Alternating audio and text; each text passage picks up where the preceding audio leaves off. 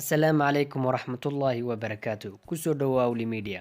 Casharkan waxaan kaga hadli doonaa Basic Conversation 5 wada sheekaysi oo aad si fudud u fahmi karto gaagaabanna. Waxaana kuu soo jeedin doonaa anigoo ah Ridwaan Maxamed ee daawasho habboon.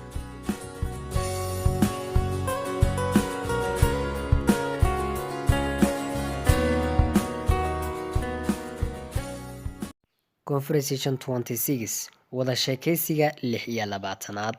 Do you like English language? Ma jeceshahay luqadda Ingiriisiga?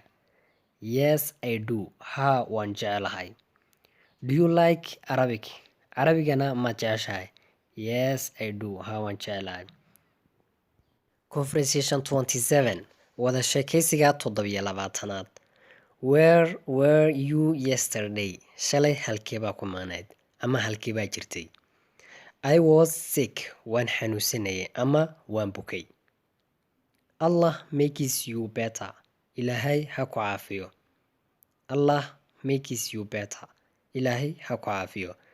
So might it be. Amiin amiin. So might be. Amiin amiin. Conversation 28 wada sheekaysiga 28aad. Hi, how are you? Nabad iska waran. I am fine, thanks my friend. Waan fiicanahay, mahadsanid saaxiib. Where do you live? Halkee baad ku nooshahay? Where do you live? Halkee baad ku nooshahay? I live in Djibouti. Waxaan ku noolahay Djibouti. Conversation 29 wada sheekaysiga 29aad. Can you help me? Miyaad i caawin kartaa?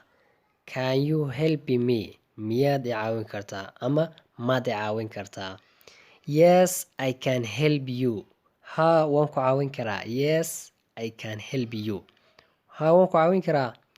Give me that book please. Fadlan ii soo dhiib buugaas. Give me that book please. Fadlan buugaas ii soo dhiib. Okay, haye.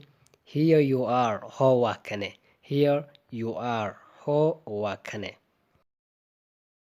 wada sheekaysiga u dambeeya casharkeena waxa weeyaan Conversation 30 wada sheekaysiga 30aad. How are you my friend? Sidee baa tahay saaxiib? How are you my friend? Sidee baa tahay saaxiib? I am very well, thanks. Aad baan u fiicanahay. Mahadsanid.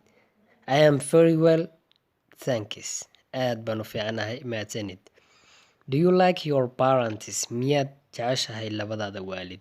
Do you like your parents? Miyaad jeceshahay labadaada waalid? Why not? Oo waayo. Why not? Oo waayo. I like both of them. Waan jecelahay labadoodaba. I like both of them. Waan jecelahay labadoodaba. Halkan haynoo joogo casharkii aynu maanta u lahayn. Intaynu casharkan cashar lamida ku kulmayno waxaan igaga tagayaa salaanta islaamka. Assalaamu calaykum waraxmatullaahi wabarakaatu.